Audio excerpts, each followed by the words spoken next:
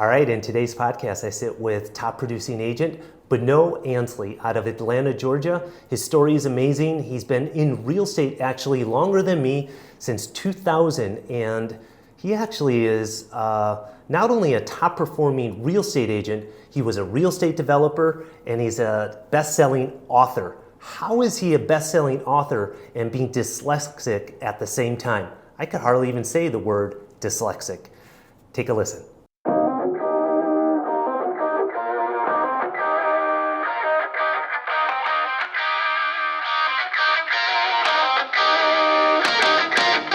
All right, fantastic. Bonneau, pleasure to meet you. Where are you right now? I'm in hot Atlanta, man. Atlanta, Georgia. How's the temperature right now in Atlanta? It's very pleasant. I mean, it's in the 70s, but we could jump up in the mid 90s pretty quickly. But it's nice right now. It looks like you just came off the golf course. I hit a few balls today. I sure did. Yeah, working on that game, Nick, So, Bonneau, tell everyone, our listeners, when you got into real estate. How long ago was that? Well, my father was in real estate. I majored in real estate at the University of Georgia. Go Dogs. And got my license my senior year in college and started building a few houses and selling things. So I've been in it since, the year of 2000. All right, so you've been well over 2 decades in the business. And did you start with a lot of success, or was it a journey that was a very difficult road? No, I started with a good amount of success. I ended up moving to Savannah, Georgia, right out of college, and I Shawshanked some guy to hire me. Do you know what Shawshanking is? I don't know I know Shawshank Redemption, the movie. So, he chiseled away, finally broke out of jail. So I just chiseled this guy. I hit him with, letters and, meeting him when he was having coffee, by coincidence, and just somehow got the job when I was 21 years old to sell resort real estate at the Ford Field and River Club. I looked like I was 16 years old, but I knew that I could sell. And I said, look, you don't have to pay me anything. Just give me a list of people that have inquired off the website. And he gave me this list of several hundred people. And I just started calling and ended up selling a bunch of property. So I had some very early success when I was young, and selling resort property and learn the art of,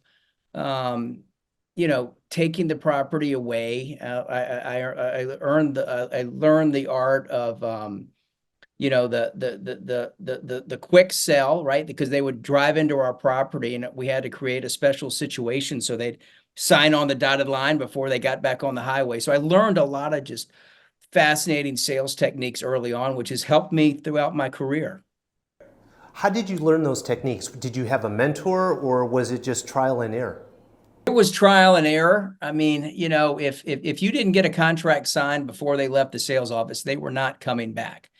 And these lots were $300,000 to $500,000, and they'd pull into our development off while they were driving I-95 down to Florida to look at property.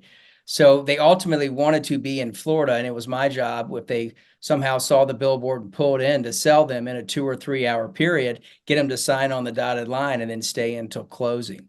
So it was a quick sale. It was a quick sales process. So I had to be efficient. How are you efficient? Because a big part of our business here in Cabo is new development sales. So much like what you're explaining, you have a captive audience and you have 30 minutes, 45 minutes to really incite a sense of urgency and try to get a reservation. Well, I sold them a dream. Usually these people had just retired. They were moving there. They thought in their mind they wanted to move to Florida, right? So in your instance, they think that they want to be in Cabo, right? So you've got to paint a picture for them of them learning how to saltwater fish or kiteboard or, whatever, all the cool things you can do in Cabo. And if you can create this picture of them, of what they want to be after retirement, you have a really good sense of getting to a sales process. I would have these great characters that were around. I'd have a fishing guide. I'd have a naturalist, right? And I'd always, in that hour that I'd have those people, run into, if you will, these people, and they help the sales process, right? And I had deer and hawks in cages and stuff that I had people let out right before we would drive by certain houses. No, I really didn't do that, but don't. I was going to say, what? No. I'm not going to go that far. But look, during that hour, it has to be magical, right? It has to be magical. And sometimes we'd walk out of a car and get bit by 100 mosquitoes, and I knew that deal wasn't going to happen, right? But if you can put the correct characters, cast members in place during a showing, and you all work together relative to how you want to orchestrate this sale, it really worked for me. And I learned early on that in a short amount of time period, you have to do everything right, and you have to connect with the people first and foremost within the first 30 seconds. You have to get them excited to be where they are. And then you have to show them that the future looks bright relative to this actual development, right? In Cabo, or where I was, or anywhere for that matter. So when these people would come to your project, you wouldn't know anything about them. No, totally cold. Right. Yeah, you have to establish, some point of, connectivity with them right away, and that's a gift of the gap, right? You got to know how to talk. And I was a lot better talker than I was a student, and I was a student of people through my college career, not necessarily a student of education. How did you learn those skills?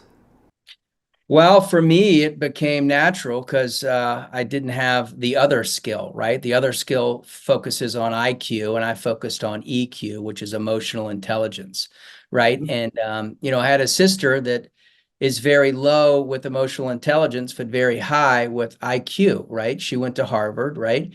And I barely got through school, but I have a very high emotional intelligence score, and I use that in starting businesses and creating sales and everything in between.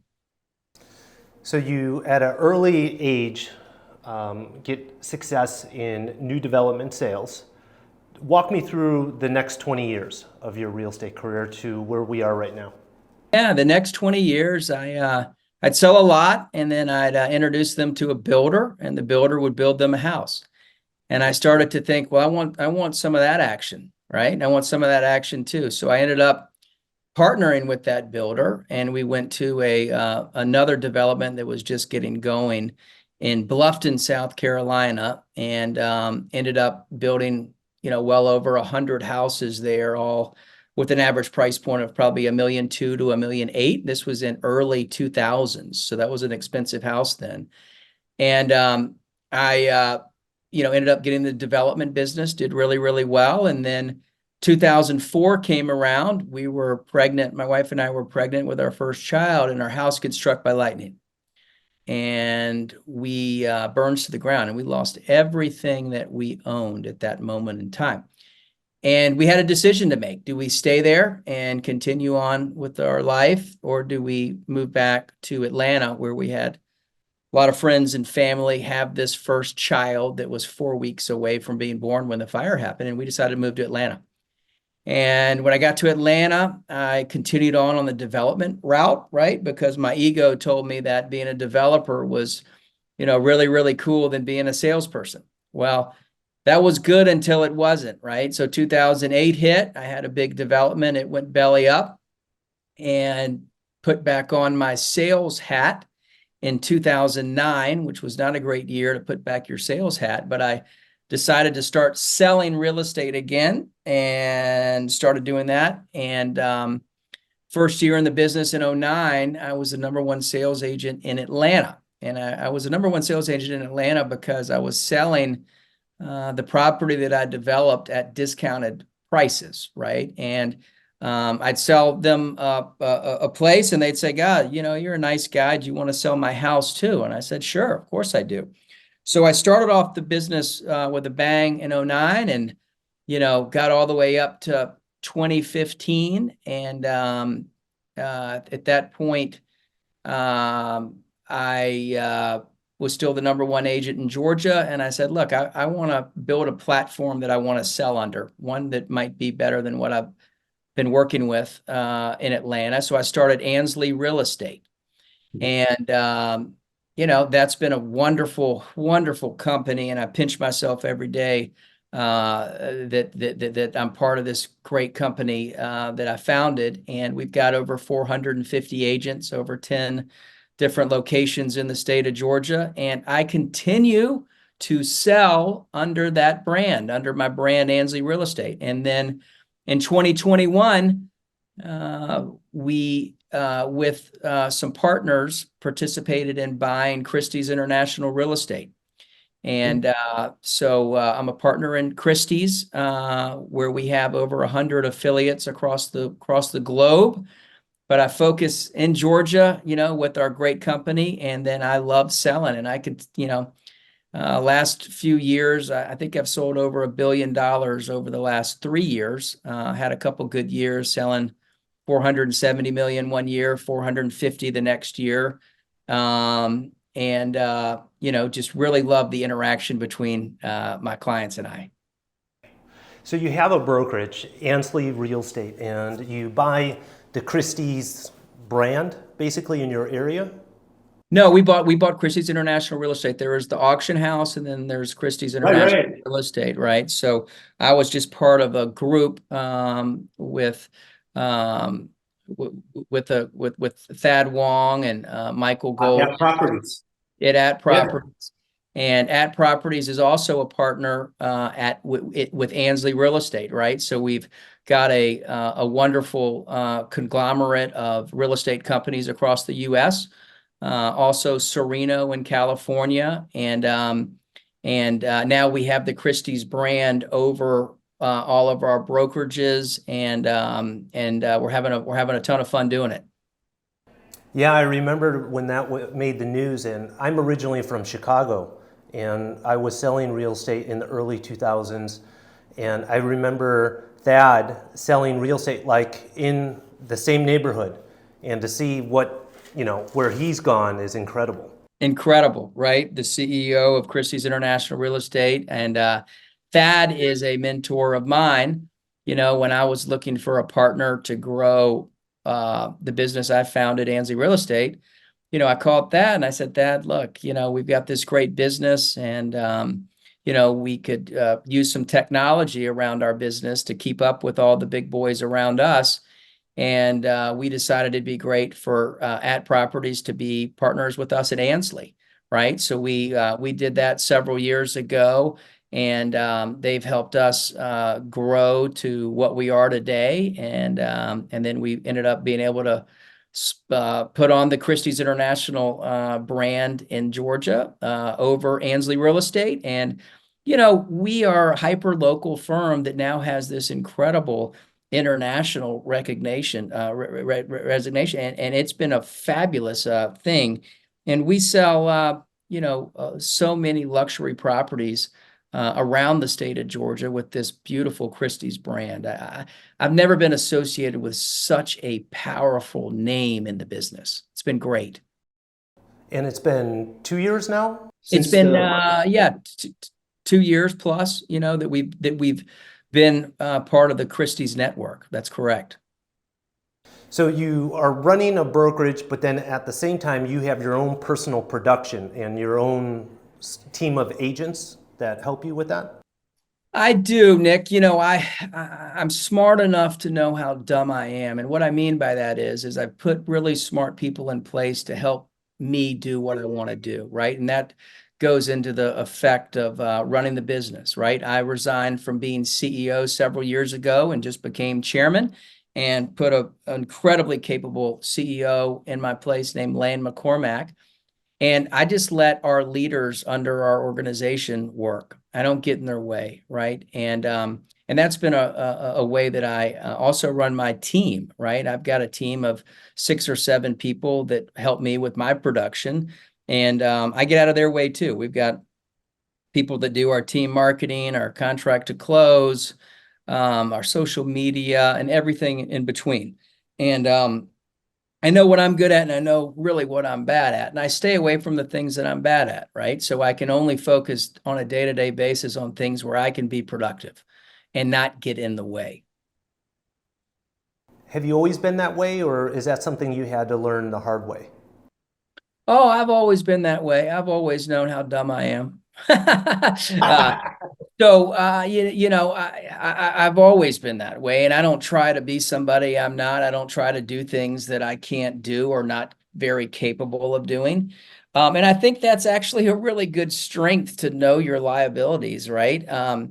But I've also been able to turn my liabilities to my greatest assets, right? And by being self-aware, I mean, I'm not a good reader. I'm dyslexic as anybody in this world, and but I know where my weaknesses are. And heck, I wrote a book about called Brokering Billions, and the book is about, you know, how do you turn your perceived liabilities into your greatest assets, and in real estate and in life. And you know, just being self-aware of what you're good at and what you're not good at, and not putting an ego in the way has been a way that I've been able to do a lot of different things, and not focus on the stuff that I'm not great at. So for you, obviously, self-awareness is important. That's a skill set that you have.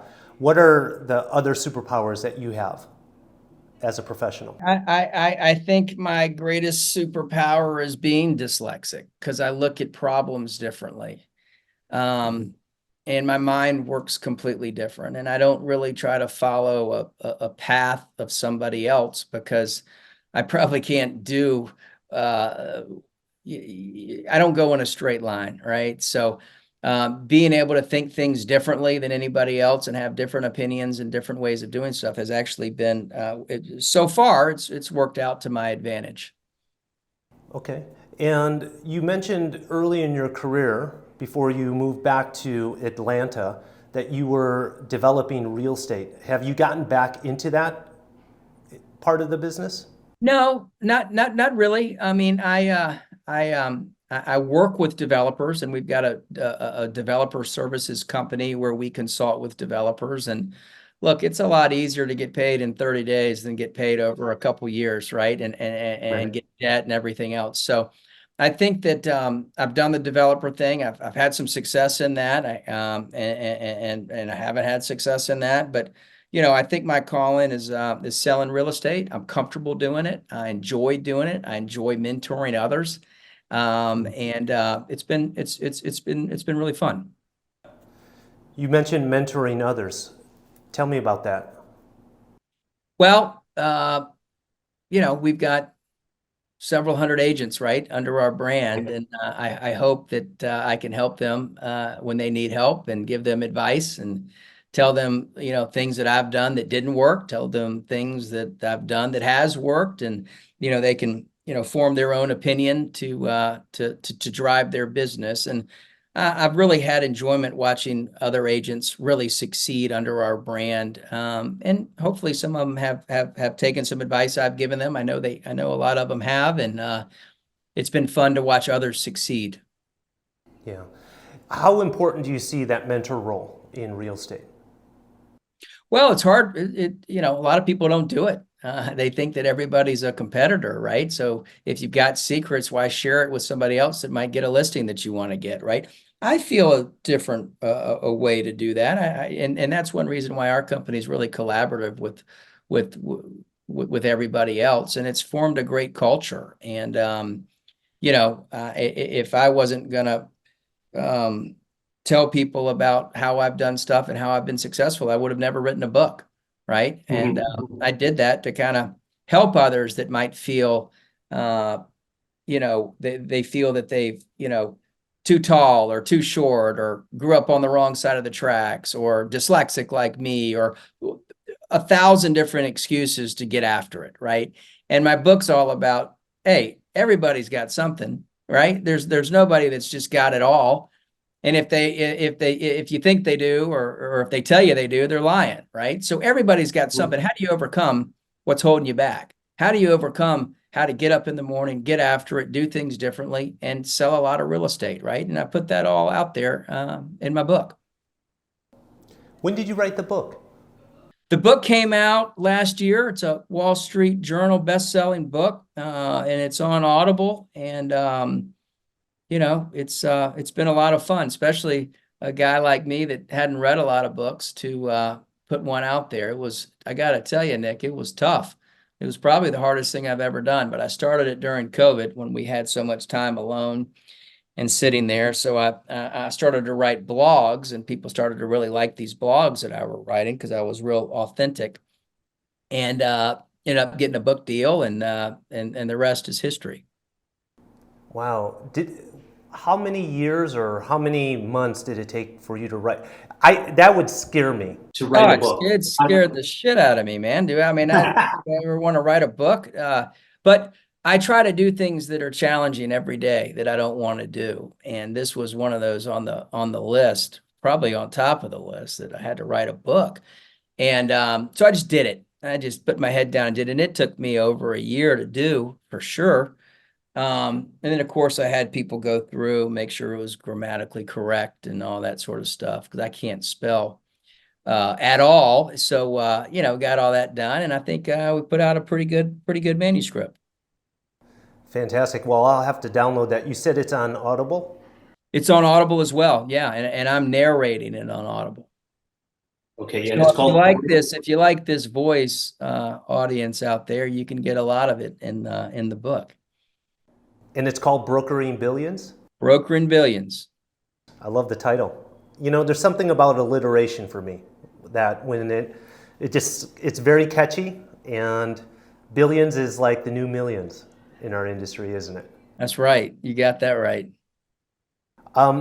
There's been a lot of change in the real estate market in the United States, especially with the NAR settlements that are going on. What advice can you give real estate agents, not only in my market? Our market is selling second homes to Americans. That's 90% of our business. So we behave very much like the US real estate market, and specifically the second home markets, where you sell second homes also to clients. What advice do you have to agents? We have over 100 agents on our team here, and our market has changed dramatically in the last year. What advice are you giving your agents and Has your market changed because we're choppy in the United States and it's interest rates, or has it changed through this NAR settlement? Not the latter. It's because of the U.S. mortgage interest rates. Yeah, in my opinion, I don't think the NAR settlement does anything to agents that already do a great job. There's always been an opportunity to hire somebody for less commission. You're not going to get the service that we provide. So, that's always been the case. Now it's just upfront, and the media loves to talk about it. But look, I'm still 6% in Atlanta. I'm always going to be 6% because I think that I am that type of value for my clients, period. As it relates to interest rates, it's been so much fun, and I wouldn't say easy, but it's been a nice deal during COVID selling real estate, right? So the good agents continue to be good agents. We've got to sharpen our skills a little bit. We've got to be better communicators. We have to have our documentation relatively more in sync with the buyer brokerage agreements and things like that. That's all stuff we can do. It's not a big deal. I think where this is challenging is for the agents that are part-time, right? That mainly focus on buyers. Well, the buyers aren't doing a lot of buying right now, especially in my market. So I think that, there might be less real estate agents. What is there? 1.2, 1.4, 1.6 million real estate agents. That's going to change over time. But the good agents that do a lot, they're going to continue to do a lot of business. And, I think that, look, I'm the furthest thing from an economist. But if interest rates get back down and they have a 5 in front of it, I think we're going to have other COVID-like buying. I think that the market's going to go crazy, and heck, that might be next year, it might be the year after. I'm sticking around, Nick. I'm sticking around because I think that when interest rates change a couple points, I think there's going to be another frenzy, and I think prices are going to go up. I think that real estate is a wonderful place to be in. I think it's a great hedge against inflation. And I'm just so fortunate that I was able to early on in my career marry my passion with my skill set, right? I'm glad I didn't go to law school. I'm glad I didn't try to be a lawyer or a doctor or any of those other things, because I would have been terrible at it. So luckily early on, I knew that I loved houses, I loved architecture, I loved real estate, I loved how it all worked. And I was able to dive in that early in my career, right? Got it.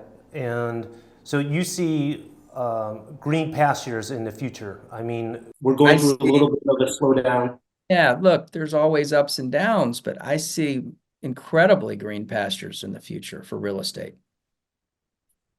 What is it about the change in the market that it seems agents tend to get in their heads more than ever and just cease to work, and they get like paralyzed from the change in the market? That's what I'm seeing in our Well, market. those agents aren't going to be around a while. Yeah. You got to get out of it. I mean, it's not always easy. It's been easy for the last 3 years to sell real estate, right? If you controlled the inventory or if you had a development, right, to sell. It's challenging right now. And that's okay, right? There's going to be a wave of agents that leave the business that can't handle, the slowness. And that's okay too. Maybe they shouldn't be in it, right? Maybe they need a more steady paycheck. But the agents that really double down on marketing themselves, double down on branding, are the ones that are going to be very successful in the next decade. You got to understand, there's agents out there on social media that are promoting themselves. They're not promoting the property, right? Everybody's Instagram famous now that are real estate agents, or a lot of people strive to be that. I strive to be an agent that sells a lot of real estate that has social media act to sell property, right? And there's been a wave of folks that just like to, do Instagram reels that don't show anything other than them, right? Mm-hmm. Without anything to say about the market or any value adds out there. Agents got to focus on the property and being an expert in their property. And that's the best way to do social media. Yeah, that's good advice. Where do you see yourself in 5 to 10 years from now? Still in the industry, still crushing it in Atlanta? I might be down in Cabo. You're going to get me a house down there. I might learn how to kite surf or something and just be in Cabo fishing for blue marlin or something. Have you been to Cabo? I love Cabo. Yeah. I've been all over Cabo, been to a bunch of different places down there. I love it. It's a fabulous place. In 5 to 10 years, Nick, I don't know what I'm going to be doing. I always put my family first. I got 2 kids. I got one in college. I got one that's in 8th grade. I can't get away from what I'm doing. I love it. I've got so many clients over the last 20 years I've built a relationship with. I think I'll probably just be doing what I'm doing. Maybe I'll increase my team a little bit to have a little bit more free time. Very nice. Well, I appreciate you joining me on the podcast and telling me about your business. I think we get a lot of clients from Atlanta because of the direct flights every single day. Sure. And my hopes with you having a little time on my podcast is to give you a voice and to let our clients know that we're connected with top agents in Atlanta so that they have someone to go to sell their house. We were connecting with some top agents, one recently, Gretchen Coley out of North Carolina. And so we just happened, I was at a development event here, and the client looking to put a reservation down said, "Oh, I need to sell my property in Chapel Hill." And it was like, perfect. I have the perfect person. And so that's $1 million listing, and it was a great way to connect to like-minded people that have similar businesses to what we have here. Well, if anybody out there is listening, I got the best property in North Carolina listed. It's for $50 million. And it's Oh in my God. Highlands, North Carolina. I'm licensed in North Carolina. And it is a masterpiece of masterpieces. There's no property like it. And it's up on top of a mountain. It's got 360-degree views. Architecture is one that's timeless and amazing. It's got a helipad for folks listening in New York or other places that want to go from house to house in under 2 hours. You can fly down in a jet and helicopter right over there to your own property. So special properties are fantastic, and that's one that's it's my most expensive at the current time, and it's pretty fantastic. It's called Sagey Manor. Sagey Manor, North Carolina. Fantastic. How do you get a $50 million listing? How does that fall onto your laps? Well, Nick, it takes several decades of networking and real estate selling, to get the call to sell something like that, and I think that we were the right folks to market that property, and we've sold other large houses around, and it was a good fit. Fantastic. Well, Bonneau, thank you once again for joining us on the podcast. And the best way for people to get a hold of you would be in what way? Yeah, look, Bonneau Ansley Realtor on my Instagram feed. You can go to bonneauansley.com, BONNEAU, Ansley, ANSLEY.com. Love to hear from you. Love to sell your properties, and I'll take your referrals. Thank you so much, Nick. It's been great. All right. Take care. Bye-bye. Bye-bye. Thanks for listening to this episode of the Nick Fong Podcast. Make sure you subscribe to the podcast and the YouTube channel at youtube.com/Ronaval Real Estate, and follow Nick on Instagram at NickFong_Ronaval. Ready to find your Baja dream home? Check out the latest property listings at ronaval.com or findmexicohouses.com. Hasta luego.